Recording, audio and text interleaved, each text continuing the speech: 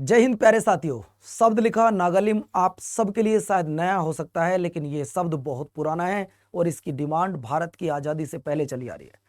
आज इसकी डिमांड और ज़्यादा बढ़ गई है और नागा लोग इसे डिवाइड करना चाहते हैं मणिपुर से। आखिर रीज़न क्या है प्यारे साथियों? जैसा मैंने आपको पहले भी इंफॉर्मेशन दी थी कि मणिपुर में शांति व्यवस्था नहीं बन पा रही है। मणिपुर में 3 जनजातियां रहती हैं, आप सबको पता है, कुकी, नागा और मैती। और इस समय डिस्प्यूट पहले तीनों में था, लेकिन पिछले 3 से 4 सालों में जो डिस्प्यूट बढ़ा है वो कुकी और नागाओं के बीच में बढ़ा है। और डिस्प्यूट इतना बढ़ गया कि अब से कुछ दिन पहले ही हमने देखा था कि 6 नागा भाइयों को मार दिया गया। और दोस्तों, रोज आपने आए दिन घटना देखी होंगी, कभी किसी नागा भाई को मारा जा रहा है, कभी किसी कुकी भाई को मारा जा रहा है। लेकिन मैंने वीडियो बनाकर आपको समझाने की कोशिश की थी कि जब भाई आपस में लड़ते हैं तो वो परिवार टूट जाता है। ये नागा भी हमारे अपने हैं, ये कुकी भी हमारे अपने हैं। लेकिन आज दोस्तों नागालिम की डिमांड इसलिए ज्यादा जोर पकड़ रही है कि नागा लोग कह रहे हैं कि हमारे साथ जो समझौता 2015 में भारत सरकार ने किया था उसका वायलेशन हो रहा है।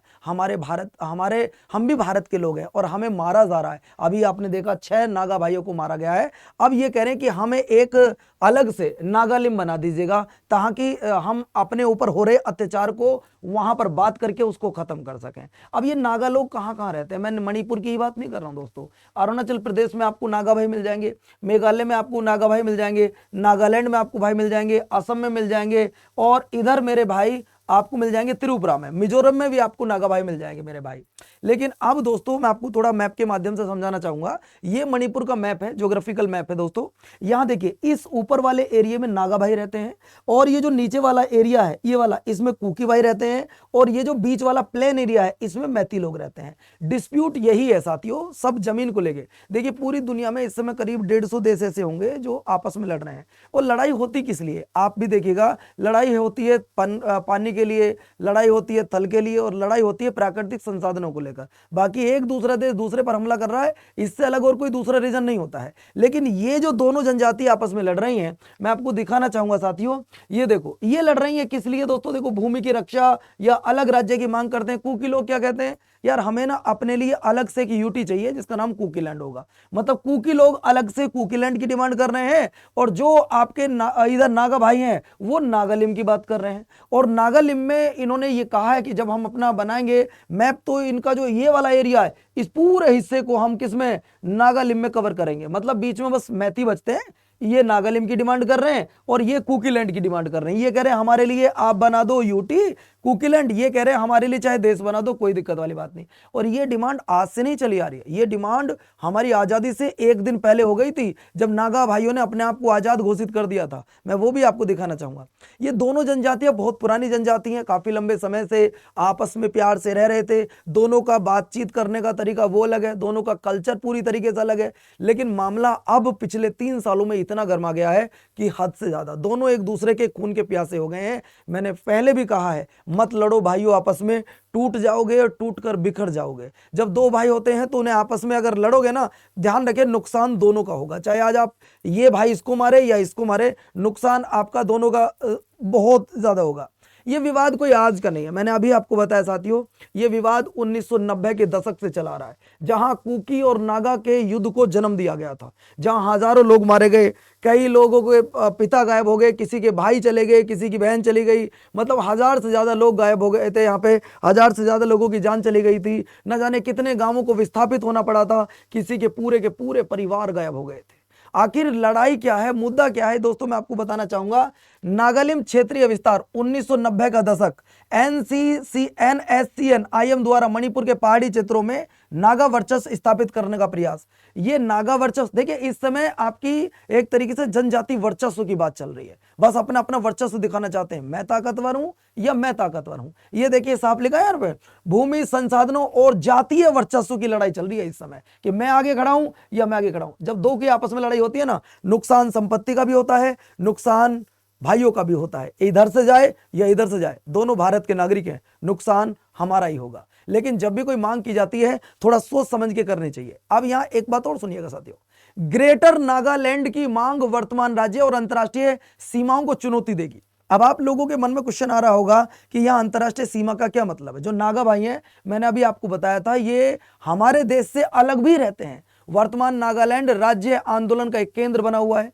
अरुणाचल प्रदेश हो गया, असम हो गया, मणिपुर हो गया, यहाँ नागा बहुत अधिक मात्रा में रहते हैं, बहुत अधिक इनकी पॉपुलेशन है।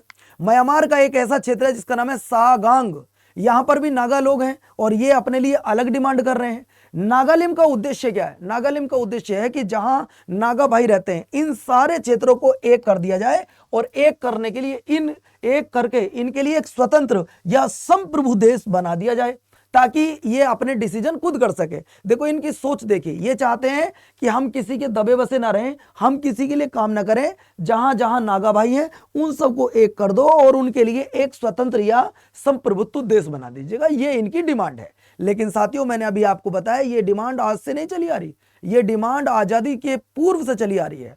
नागा राष्ट्रीय परिषद जिसे हम लोग एनएनसी जानते हैं, और यही एनएनसी आगे जाके बट जाएगी, कई पार्टों में डिवाइड हो जाएगी आज एनएनसी। देखिए जब परिवार का मुखिया एक होता है तो उससे बात करना बड़ा आसान होता है, और जब परिवार में मुखिया अच्छा इधर का काम मैं देखूंगा, इधर मैं देखूंगा, तो वो परिवार टूट ही जाता है। इस समय एनएनसी कुछ इसी तरीके से टूट गया है। एनएनसी ने 1947 में भारत की आजादी से एक दिन पहले ही अपनी स्वतंत्रता की घोषणा कर दी थी। हम आजाद हुए 15 अगस्त 1947 को, शुक्रवार का दिन था। उससे एक दिन पहले 14 अगस्त 1947 को ये एनएनसी क्या करती जरा देखिए, भारत की स्वतंत्रता से ठीक एक दिन पहले एनएनसी द्वारा नागा स्वतंत्रता की ऐतिहासिक घोषणा कर दी गई थी। मतलब इन्होंने भारत से आजाद हो, अपने आप को आजाद करने की घोषणा पहले कर दी। देखिए इस चीज का वर्चस्व, चीज की जानकारी तो लोगों को तभी लग गई थी जब ये लगा था कि लॉर्ड माउंटबेटन भारत आ चुका है, सर क्लीमेंट एटली ब्रिटेन के प्रधानमंत्री बन चुके हैं, कैबिनेट मिशन भारत आ चुका है, संविधान सभा का निर्माण होना शुरू हो चुका है। अब ये लग गया था कि भारत आजाद होने की कगार पे है। तो सभी इस समय जो प्रिंसली स्टेट थी वो भी अपने आप को सोच रही थी कि हम भी इधर से आजाद हो जाएंगे, हम भी इधर से आजाद हो जाएंगे। कई जो रियासत थी उन्हें बाद में मिलाया गया जनमत संग्रह के द्वारा। लेकिन 16 मई 1951 को मामला गड़बड़ाया और जनमत संग्रह हुआ। जब जनमत संग्रह हुआ, लोगों की वोटिंग होती है, उसमें भी ये डिसीजन निकला कि हमको अलग चाहिए ये अपना क्षेत्र। लेकिन दोस्तों विद्वानों का ये मानना है, बड़े जो अधिकारी हैं उनका ये मानना है कि ये अभी सही समय नहीं है कि आपको एक अलग क्षेत्र दिया जाए, इसलिए इसका कोई बात नहीं मानी गई थी साथियों। अब इस पॉइंट को और समझते हैं। पहले ये विवाद काफी लंबे समय से चलता रहा, 92 से लेकर 97 में 5 साल ये विवाद चला, जहां हजारों भाइयों की जान चली गई, न जाने कितने लोग घर से बेघर हो गए, न जाने कितनी यहाँ पे माताएं बहनें ऐसी हैं जो विधवाएं हो गई हैं, जिनके पति छोड़कर चले गए उनको, या किसी ने मार दिया, कोई पता नहीं चला आज तक। खैर हर युद्ध का बाद में विराम का दिन जरूर आता है, और 1997 का ये वो दिन था जब भारत सरकार इनसे एग्रीमेंट कर लेती है और अब ये युद्ध विराम हो जाता है। नागाओं से भी बातचीत की जाती है, कुकियों से भी बातचीत की जाती है और युद्ध को रोक दिया जाता है। लेकिन 2015 ये विवाद फिर से गरमाया, लेकिन 2015 में भारत सरकार फिर से एक एग्रीमेंट करती है, नागा भाई सरेंडर कर देते हैं और भारत सरकार की बात मान लेते हैं, और ये अब तक का किया गया सबसे बड़े एग्रीमेंटों में से नागाओं के साथ एक था। लेकिन अभी 2026 में आपने देखा होगा कुछ नागा भाई दिल्ली पहुंचते हैं, गृह मंत्री एवं सहकारिता मंत्री हमारे गृह मंत्री जो अमित शाह जी हैं उनसे मिलते भी, अपनी बात भी रखते हैं कि आपने हमारे साथ जो 2015 में एग्रीमेंट किया था अब उसका वोलेशन हो रहा है। आपने कहा था कि आपकी हम रक्षा करेंगे, लेकिन हमारी रक्षा नहीं हो रही है। अभी हमारे 6 भाइयों को मार दिया गया, उससे पहले एक भाई को मारा गया था, उससे पहले एक बच्चे को मारा गया। मतलब आए दिन ये घटनाएं हो रही हैं। मैंने अभी आपको बताया था जब परिवार टूट जाता है ना, और जब परिवार में 3-4 लोगों की चलने लगती है तो वह परिवार अपने आप टूटने लगता है। हमने आपको बताया था। अब ये देखो, नागा आंदोलन कई गुट और जनजातीय पहचानों में विभाजित हो चुका है। मतलब नागा लोग ही बढ़ चुके हैं। जो फिलहाल में कभी एनएनसी के नाम से जाना जाता था, नागा नेशनल काउंसिल के नाम से, अब वो बट गया किससे? एनएससीएन के नाम से, जो इसाक मुया गुट के नाम से जाना जाता है। एक है आपका एनएससीएन के नाम से, ये एनएससीएन आईएम के नाम से जाना जाता है, ये एनएससीएन के नाम से जाना जाता है, और बहुत सारे छोटे छोटे गुट बने हुए हैं। और जब अब किससे बात करें?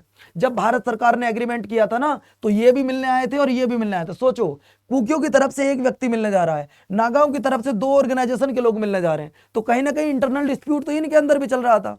बहरहाल अब ये मुद्दा है क्या? देखिए पूरी तरीके से अगर मैं आपको समझाने की कोशिश करता हूं, मुद्दा क्या है समझिएगा। मुख्य राजनीतिक लक्ष्य क्या है? जो नागा लोग हैं वो डिमांड कर रहे हैं कि हमें ग्रेटर नागालिम चाहिए, एकीकरण कर दो उस क्षेत्र का, जहां नागा भाई रहते हैं उस पूरे क्षेत्र को एक कर दीजिएगा। जो कुकी लोग हैं वो कहते हैं कुकी पैतृक भूमि की सुरक्षा की जाए और अलग से कुकी लैंड बना दिया जाए। भारत सरकार दोनों के साथ एग्रीमेंट करती है, जैसा कि आपको पता है नागाओं के साथ 2015 में किया जाता है, कुकियों के साथ में SOO किया जाता है, जो आपका सस्पेंशन ऑपरेशन के नाम से जाना जाता है और इसी के बाद सैन्य संघर्ष को विराम दिया जाता है। लेकिन पिछले 3 सालों से मणिपुर की स्थिति इस समय बद से बदतर हो गई है। 1 साल प्रेसिडेंट रूल लगा रहा, बीजेपी की सरकार बनी, एक सीएम बने, 2 डिप्टी सीएम बने, लेकिन हालत बद से बदतर है। शायद हो सकता है इस चीज की जानकारी आप लोगों को ना हो। मेरा छोटा चैनल है, लेकिन मैंने फिर भी पल पल मणिपुर की जो भी इंफॉर्मेशन रही है आप सब तक पहुंचाने की कोशिश की है। अभी कोई नेशनल मीडिया या इंटरनेशनल मीडिया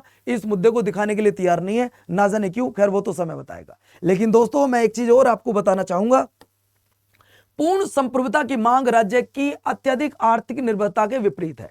देखिए, अगर आपकी जेब में पैसे हो तो आप अपनी मर्जी से खर्च कर सकते हो, अपने लिए जूता कपड़ा लत्ता जब तुम्हारा मन हो वो आप खरीद सकते हो। लेकिन जब तुम्हारे पास पैसा ही ना हो, तुम्हें सारे काम दूसरों से लेके करने हो, तो फिर हर एक बात सोच समझ के बोलनी चाहिए। देखिए, इस समय ये लोग डिमांड कर रहे हैं, लेकिन इनके पास खुद का अपना पैसा 14% है, बाकी 86% पैसा इनको केंद्र सरकार देती है। 86% पैसा इनको केंद्र सरकार देती है, ये आप लोग समझ लीजिएगा साथियों। तो जो ये अपनी डिमांड कर रहे हैं, इनको सोच समझ कर डिमांड रखनी चाहिए कि अगर केंद्र सरकार ने ऐसी विपरीत स्थितियों में अपने हाथ पीछे खींच लिया तो अपने राज्य की व्यवस्था को कैसे संभालोगे।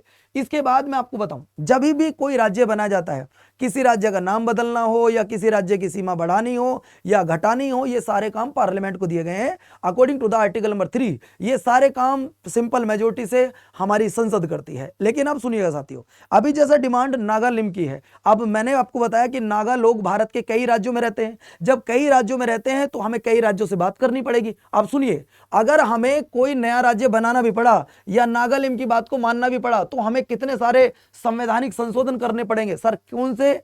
हमें भारत के कई राज्यों से अलग अलग बात करनी पड़ेगी। असम से अलग करनी पड़ेगी, अरुणाचल प्रदेश से अलग करनी पड़ेगी, है ना, मणिपुर से अलग करनी पड़ेगी, वहां की सरकारों से बात करनी पड़ेगी। और यहां पर अंतरराष्ट्रीय सीमा पर भी विवाद है, हमें आपका म्यांमार में भी बात करनी पड़ेगी, क्योंकि म्यांमार में भी तो नागा लोग रह रहे हैं। अब या तो फिर उन्हें उधर ही रखना या फिर उन्हें इधर भेज देना। मतलब हमें सरकारों से अब किससे बात करें? म्यांमार में खुद सरकार नहीं है, वहां खुद बहुत सारे गुट आपस में लड़े हुए हैं। वो लोग चाहते मैं आजाद हो जाऊं, मैं आजाद हो जाऊं, यानी कि म्यांमार की स्थिति और भी ज्यादा बद से बदतर हो गई है। और अगर मैं बात कर रहा हूं बहुजातीय समझौते, मतलब जो बड़ी बड़ी जाति हैं उनसे भी तो हमें सब जनजातियां हैं उनसे भी तो हमें एग्रीमेंट करने होंगे, उनसे भी तो बातचीत करनी होगी। यानी कि ये डिमांड शायद एक सपने की तरह सपना ही रह जाए। अब देखो, ये मुझे लगा कि भाई आप लोगों के साथ में इस वीडियो को साझा करना चाहिए। हमारे राज्य आज जो एक टूटने की कगार पर आ गया है, हम तो हाथ जोड़ के यही गुजारिश करेंगे भारत का नागरिक होने के नाते कि ये विराम दिया जाए इस युद्ध को, इस लड़ाई को, और ये रोका जाए। भारत की सरकार को, गृह मंत्री को, प्रधानमंत्री मोदी जी को इसकी तरफ ध्यान देना चाहिए, आकर्षित करना चाहिए, और ये चल रहा हिंसा, चल रही विवाद, इसको यहीं खत्म कर देना चाहिए। आपको क्या लगता है? कमेंट करके आप अपनी राय जरूर दीजिएगा। हमारा चैनल चाहे छोटा हो बड़ा हो, आप सपोर्ट करें या ना करें, लेकिन मणिपुर पे अगर कोई भी इंफॉर्मेशन आएगी मैं वीडियो बनाकर आप सबको सूचित जरूर करूंगा, एक भारत का नागरिक होने के नाते। नमस्कार, धन्यवाद, जय हिंद। क्योंकि जो मणिपुर में लड़ रहे हैं वो कोई गैर नहीं, वो भी हमारे अपने भाई हैं। जय हिंद, जय भारत साथियों।